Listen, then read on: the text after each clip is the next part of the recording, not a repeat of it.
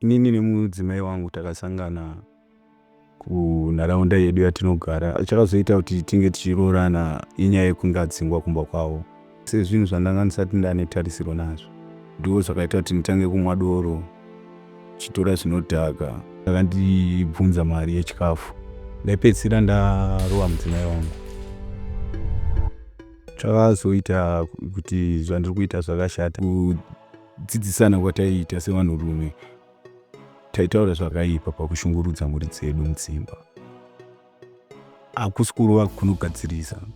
Kana iwewe woona waita hasha, unogona kumbobuda panze wodzoka, munokwanisa kudzoka muchiwirirana. Iko zvino ndine simba mandiri, simba rekushandira mhuri yangu, simba rekuteerera, simba rekupa rudo kumudiwa wangu.